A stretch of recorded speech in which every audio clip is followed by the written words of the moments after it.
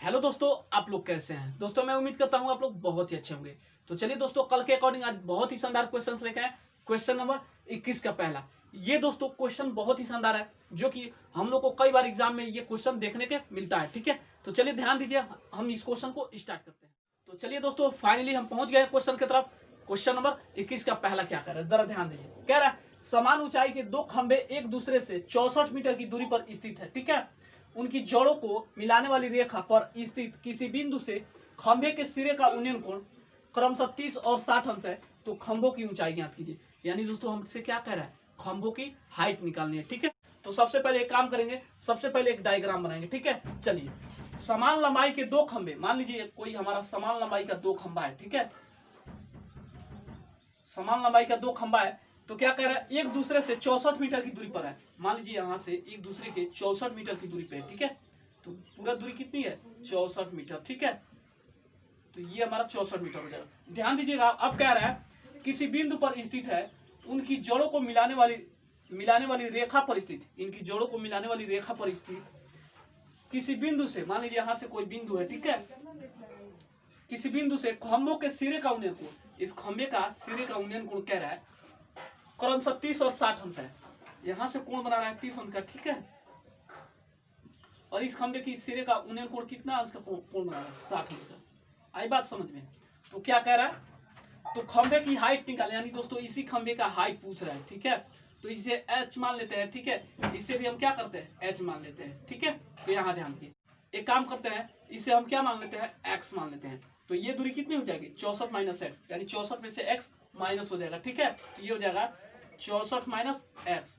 ठीक है, तो एक काम करते हैं, इसका नाम a रख लेते हैं, ये हो जाएगा b, ये हो जाएगा c, ये हमारा d, ये हो जाएगा e। ठीक है, अब हम क्या करेंगे, इसे हम h मान लिए, इसे भी h मान लिए। ठीक है, अब हम क्या करेंगे, जरा ध्यान दीजिए, पहले बड़े वाले को लेंगे, यानी पहले x का मान हम निकाल लेंगे। ठीक है, यानी लंब बटा आधार, लंब बटा आधार किसका मान होता है, टेन थीटा का। ठीक है, तो यहाँ देखिएगा, तो ये हो जाएगा टेन थीटा इक्वल टू लंब बटा आधार।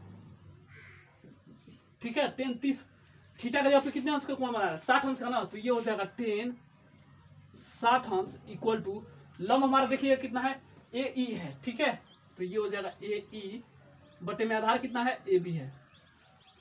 टेन 60 अंश का मान क्या होता है, √3 होता है। ठीक है, तो ये हो जाएगा हमारा √3 इक्वल टू ए ई का मान कितना है, देखिएगा h है ना, यानी खंबे की ऊंचाई, h अपान ए बी का मान देखिए कितना है, x है, तो ये हो जाएगा x। इसका हर एक लेके बाई क्रॉस मल्टीप्लिकेशन, यानी तिरछा तिरछी गुणा कर देंगे। ठीक है, तो गुणा कीजिए, तो ये हो जाएगा √3x इक्वल टू h। हमें किसका मान लाना है, हमें x का मान लाना है ना, तो यहाँ देखिएगा, यहाँ इंटू है, इधर आएगा भाग बन जाएगा, तो ये x को बाहर निकाल लीजिए, तो h अपान √3 हो जाएगा, यानी इक्वेशन नंबर 1। ठीक है, अब आइए यहाँ ध्यान दीजिए, अब छोटे वाले को लेंगे, लंब बटा आधार, लंब बटा आधार किसका मान होता है, टेन थीटा का। ठीक है, तो ये हो जाएगा हमारा टेन थीटा इक्वल टू लंब बटा आधार। ठीक है, टेन 30 अंश ना, टेन 30 अंश इक्वल टू लंब देखिए कितना है, सी डी है। ठीक है, सी डी है, तो ये हो जाएगा सी डी अपान बी सी।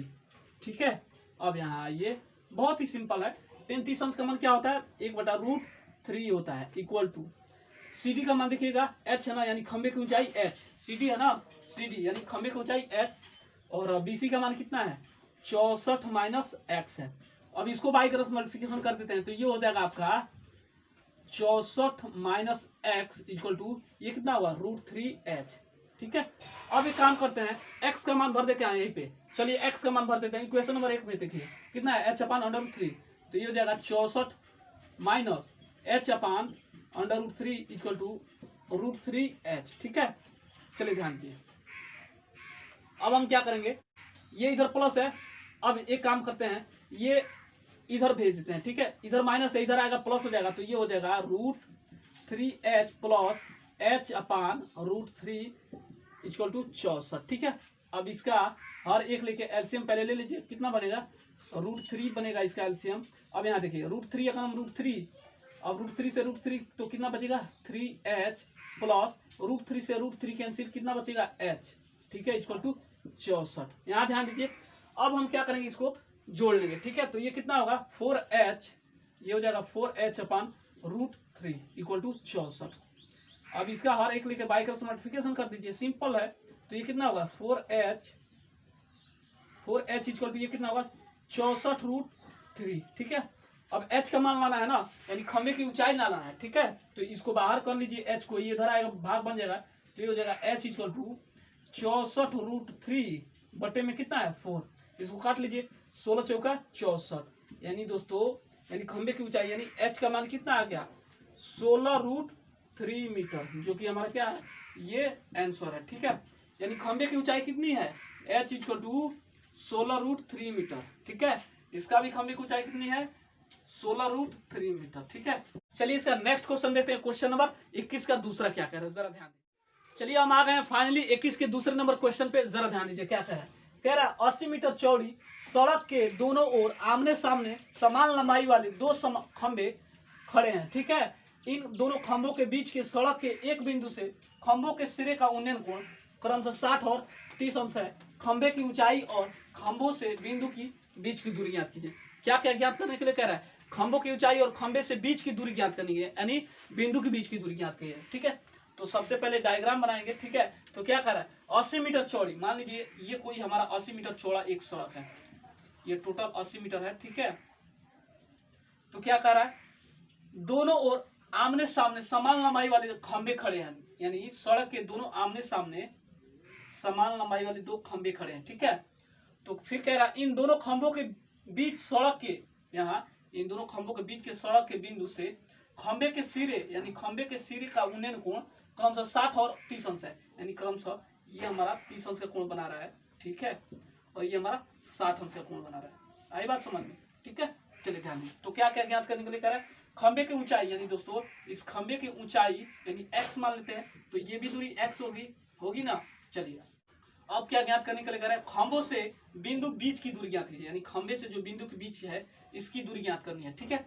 तो एक काम करते हैं, इसे हम y मान लेते हैं, जब इसे x माने तो इसे y मानना पड़ेगा, तो ये दूरी कितनी हो जाएगी 80 माइनस y हो जाएगी, ठीक है। एक काम करते हैं, इसका नाम रख लेते हैं, ये B C D और ये E। फिगर हमारा सेम टू सेम पिछले क्वेश्चन की तरह है, ठीक है। चलिए ध्यान दीजिए, अब सबसे छोटे वाले यानी y का पहले मान निकाल लेते हैं, सिंपल बात है, ठीक है। ध्यान दीजिए, यानी लंब बटा आधार, लंब बटा आधार किसका मान tan थीटा का, ठीक है। तो ये हो जाएगा हमारा tan थीटा इक्वल टू लंब बटा आधार, ठीक है। तो थीटा का पे कितने अंश का कोण बना रहा है 30 अंश का, तो tan 30 अंश इक्वल टू लंब देखिए कितना हमारा लंब हमारा है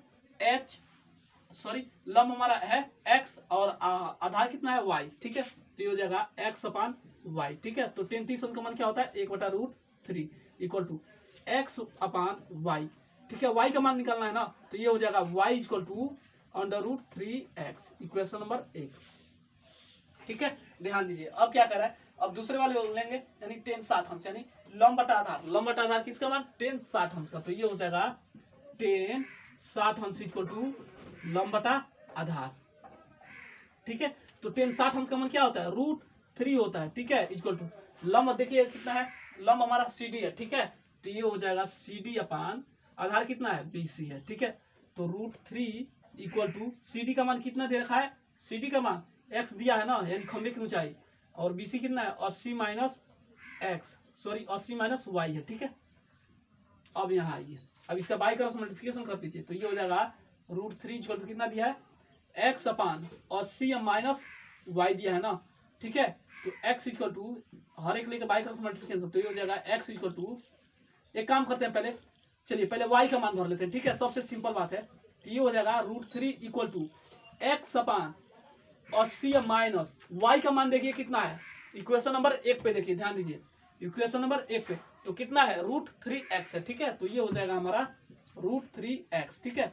अब इसका हर एक लेके बाई क्रॉस मल्टीप्लिकेशन करते हैं, तो इसका गुणा इसमें कीजिए, तो ये हो जाएगा x इक्वल टू 80√3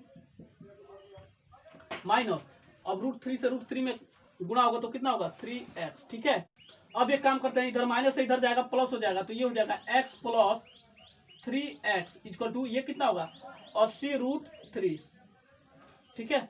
तो ध्यान दीजिएगा, अब इसको पहले प्लस कर लीजिए, तो ये हो जाएगा 4x इक्वल टू ये कितना होगा 80√3 मीटर, ठीक है। अब ध्यान दीजिए, हमसे क्या कह रहा है x का मान, यानी x का मान कह रहा है ना, यानी खंबे की ऊंचाई ज्ञात करनी है, तो x को बाहर निकालिए, तो ये हो जाएगा x इक्वल टू ये इधर आएगा, भाग बन जाएगा, तो ये कितना होगा 80√3 बटे में कितना है 4, 20 चौका 80, ठीक है। तो x का मान यानी खंबे की ऊंचाई कितनी आ गई 20√3 मीटर, ठीक है। ये हमारा खंबे की ऊंचाई, ठीक है।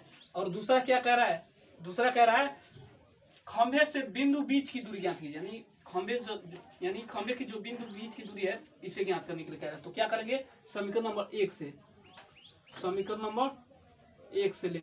अब यहाँ ध्यान दीजिए, अब हम क्या करेंगे समीकरण नंबर 1 देखिए कितना है, यानी समीकरण नंबर 1 यानी y इक्वल टू कितना दिया है √3x, x का मान भर लीजिए, सबसे सिंपल बात है। तो √3 इंटू एक्स का मान कितना है, यानी खंबे की ऊंचाई 20√3 मीटर, तो ये हो जाएगा 20√3। अब इसका गुणा करेंगे तो कितना आएगा y इक्वल टू कितना होगा 20×60 मीटर, यानी ये किसका मान है खंबे से बिंदु की दूरी ज्ञात कीजिए, यानी खंबे से बिंदु की दूरी ज्ञात है, ठीक है। यानी खंबे से बिंदु की दूरी है, यानी x का मान यानी खंबे की ऊंचाई भी आ गया और खंबे से बिंदु 20 की दूरी भी आ गया, ठीक है। चलिए इसका नेक्स्ट क्वेश्चन देखते हैं, क्वेश्चन नंबर 22 हमारा क्या कह रहा है। चलिए हम फाइनली आ रहे हैं क्वेश्चन 22 की तरफ, जरा ध्यान दीजिए क्या कह रहा है। कह रहा है एक उद्गम खंबे के ऊपर भाग सफेद एवं निचला भाग काला है, जमीन पर 10 मीटर की दूरी पर स्थित है, एक बिंदु पर दोनों भाग 30 अंश का कोण बराबर बनाते हैं। तो क्या कह रहा है सफेद भाग का लंबाई ज्ञात कीजिए, यानी दोस्तों हमसे क्या कह रहा है, हमसे कह रहा है सफेद भाग की लंबाई ज्ञात करें। तो सबसे पहले हम क्या करेंगे डायग्राम बनाएंगे। तो क्या कह रहा है एक उद्गम खंबे, मान लीजिए हमारा कोई खंबा है, ठीक है। तो क्या कह रहा है के ऊपर भाग सफेद है यहाँ से, और यहाँ की दूरी सफेद है ना, मान लीजिए कह रहा है के ऊपर का भाग, यानी के ऊपर का भाग ये सफेद है, ठीक है, सफेद लिख देंगे, और निचला भाग काला है, यहाँ से यहाँ तक कौन सा काला है, ठीक है, कौन सा रंग काला, ठीक है। तो क्या कह रहा है जमीन पर 10 मीटर स्थित, यानी जमीन पर 10 मीटर दूरी पर, यहाँ जमीन से 10 मीटर की दूरी पर, ठीक है, ये हमारा 10 मीटर की दूरी है, ठीक है। तो क्या कह रहा है स्थित है एक बिंदु, क्या कह रहा है एक बिंदु पर दोनों भाग, यानी एक बिंदु से दोनों भाग कितने अंश का कोण बना रहे हैं 31 अंश का कोण बना रहा है। और फिर कह रहा है दोनों बराबर, यानी दोनों कह रहा है दोनों कोण बराबर बना रहा है, यानी ये भी 30 अंश होगा, तो ये टोटल कितना अंश का कोण होगा 60 अंश का होगा ना, ये टोटल 60 अंश का कोण होगा ना। तो क्या कह रहा है सफेद भाग की लंबाई ज्ञात कीजिए, यानी सफेद भाग की लंबाई ज्ञात करने के लिए कह रहा है, ठीक है।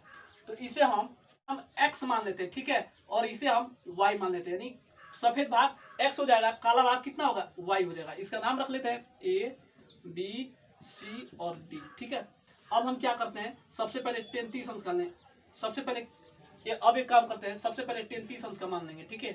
यानी दोस्तों लंब बटा आधार, लंब बटा आधार किसका मान होता है 33 अंश का। तो जरा ध्यान दीजिएगा ये हो जाएगा tan थीटा इक्वल टू लंब बटा आधार,